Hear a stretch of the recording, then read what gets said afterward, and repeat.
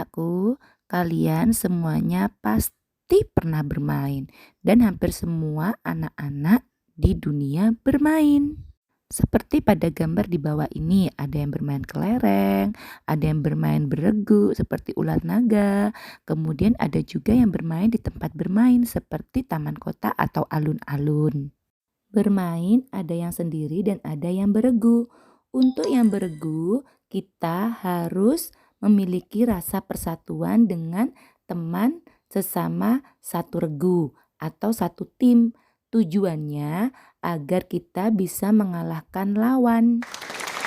Sikap yang tidak boleh kita lakukan pada saat bermain dengan teman adalah curang dan menang sendiri.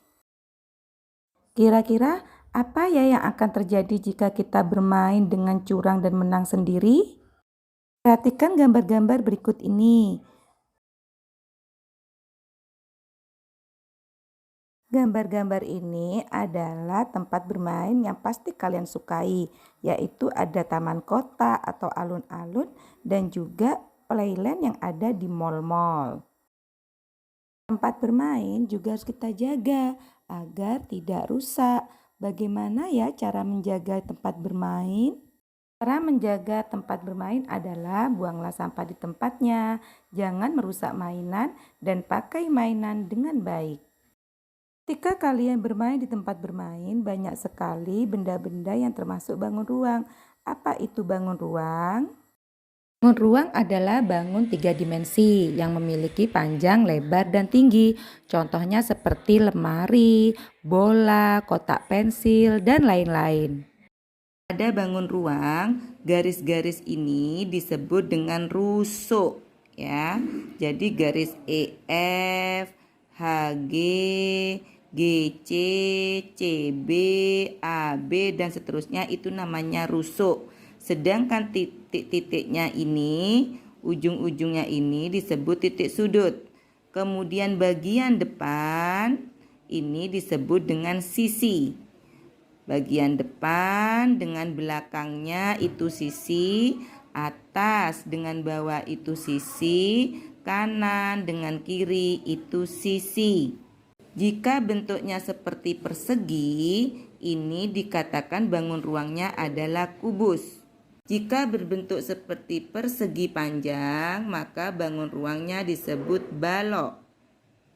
Jika berbentuk di bawahnya segitiga, atas dan bawah segitiga dan posisi berdiri seperti ini, maka disebut dengan prisma.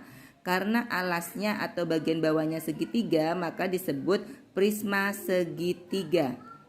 Dan jika mengerucut di atas seperti ini, mengerucut ke atas, maka disebut dengan limas. Karena alasnya berbentuk segi empat, maka disebut limas segi empat.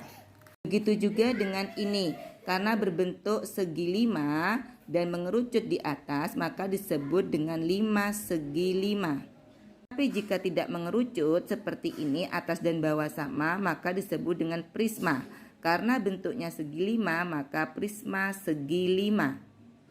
Jadi bangun ruang itu ada yang berbentuk kubus, balok, bola, tabung, kerucut, prisma segi lima, dan lima segi lima.